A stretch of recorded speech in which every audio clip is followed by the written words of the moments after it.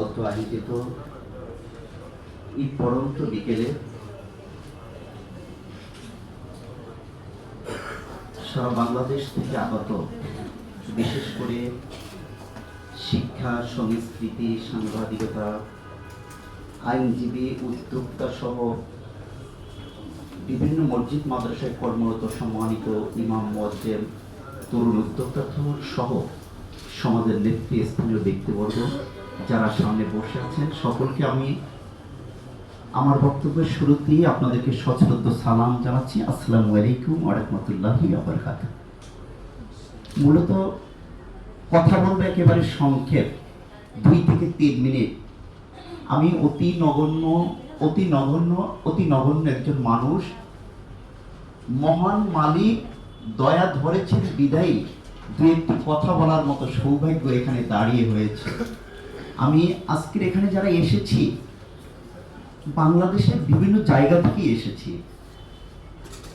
আমরা কোনো অঞ্চলকে যদি না বলি, সারা বাংলাদেশের কোনো না কোনো প্রান্তেরই আমরা গ্রামেরই খেটে খাওয়া কৃষকের ছেলে। কারো বাবা শিক্ষক ছিলেন, কারো বাবা ব্যবসায়ী ছিলেন, কারো বাবা ওই এলাকার খুবই প্রভাবশালী একজন ব্যক্তি ছিলেন। কিন্তু আমরা যদি পিছনে ঘুরে তাকাই, যে আমাদের সাথে যারা প্রাথমিক, মাধ্যমিক, উচ্চ মাধ্যমিক, কলেজ লেভেল কিংবা ইউনিভার্সিটি লেভেলে পড়াশোনা করেছেন, আপনাদের আমাদের থেকে বহু ক্লাসমেট বহু পিছিয়ে আছে। সত্য কিনা বলেন? একদম পিছিয়ে আছে। কেউ দিনমজুর, কেউ রিক্সা চালায়, কেউ কোনো অফিসের পিয়ন।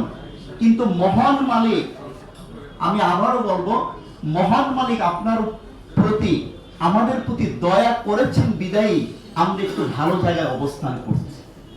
আজকে যে মহিষী মানুষকে নিয়ে যার উদ্যোগ আজকের জন্ম দিবসটি পালন হচ্ছে, আমি মনে করি পৃথিবীর জন্ম থেকে মৃত্যু পর্যন্ত যত আদর্শিক মানুষ আছেন, মহামানব হিসাবে যারা নবী এবং রাসূলদের আল্লাহ প্রেরণ করেছেন, তাদের পরপরই সমাজ সচেতন হিসেবে অসংখ্য নারী, অসংখ্য পুরুষ যুগে যুগে যুগে যুগে এই পৃথিবীতে আল্লাহ তাআলা প্রেরণ করেছেন।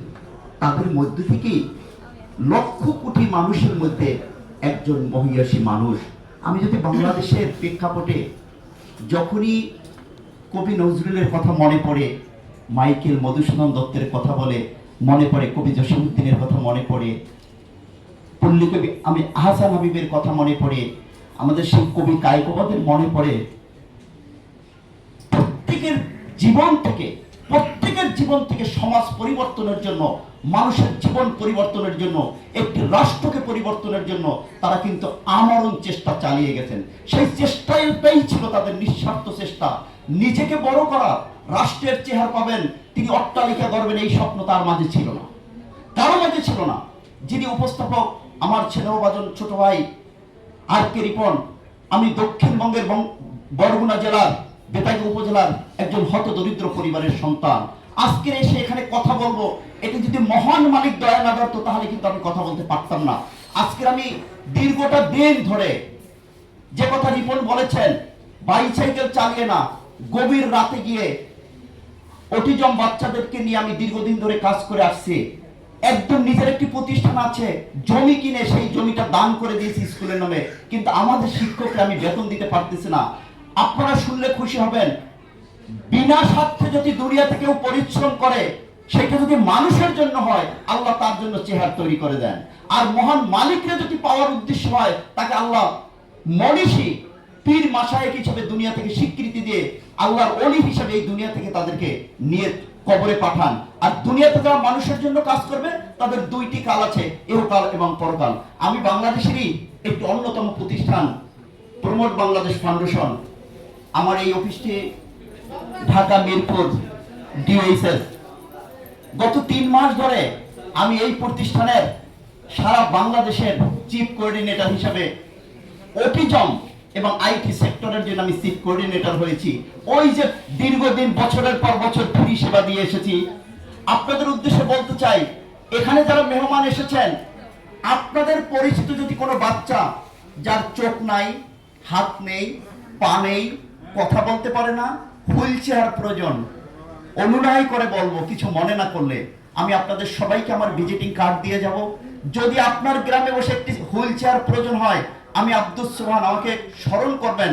প্রমোট বাংলাদেশ ফাউন্ডেশন, আমার ডিওএসএস অফিস মিরপুরে, আমি চিফ কোঅর্ডিনেটর হিসেবে আপনাদেরকে অনুরোধ করে যাচ্ছি, কারো যদি একটি ক্রেস প্রয়োজন হয়, কারো জন্য যদি এরকম মনে হয় যে আপনার বাচ্চাটি পড়াশোনা করতে পারতেছে না, তাকে শিক্ষা উপকরণ দরকার হয়, আমি আমার প্রতিষ্ঠান দেওয়ার জন্য বদ্ধপরিকর। আপনারা কি খুশি হয়েছেন?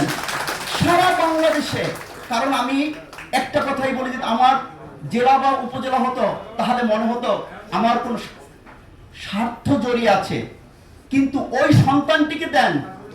আপনার বাড়ির পাশে যদি একটি সন্তান বধির হয়ে থাকে, কথা বলতে পারতেছে না, তার একটি হাত নাই, একটি পা নাই, একটি চোখ নাই, তাকে কিছু করার জন্য আমি আপনাদের, আমার এই প্রমোট বাংলাদেশ ফাউন্ডেশন প্রতিষ্ঠানটা সহায়ক হিসেবে আপনাদের পাশে থাকতে চাই। আরেকটি কথা বলে যাচ্ছি, আমাদের প্রতিষ্ঠানটি সারা বাংলাদেশের মাধ্যমিক স্তরের স্কুল এবং মাদ্রাসাগুলোতে ডিজিটাল হাজিরা মেশিন, সফটওয়্যার এবং ওয়েবসাইট ডেভেলপমেন্ট নিয়ে আমরা কাজ করি।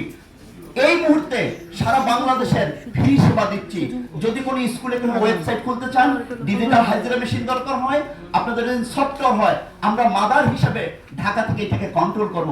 আমি প্রমোট বাংলাদেশ ফাউন্ডেশনের চিফ কোঅর্ডিনেটর হিসেবে এই যে আমাকে সময় দিয়েছেন, আমি দুটা বিষয় আশ্বস্ত করে গেলাম, একদম অকপটে বলে গেলাম। যদি আপনাদের কাছের কারো যদি একটি হুইল চেয়ার দরকার হয়, একটি ক্রেজ দরকার হয়, তারপর যদি মনে হচ্ছে যে একটি দৃষ্টি প্রতিবন্ধী বাচ্চা হাঁটতে পারতেছে না, তার জন্য যদি একটি সাদা ছুরি দরকার হয়, দয়া করে জানাবেন। আমি আজকের এই যে মাদার তেরেসা রিসার্চ ওয়েলফেয়ার কাউন্সিলে এখানে অনেক ভদ্রলোক এসেছেন, অনেককেই সংবর্ধিত হবেন। আপনাদের জন্য আমার রিকোয়েস্ট, আজকের থেকে আপনি বদ্ধপরিকর হন।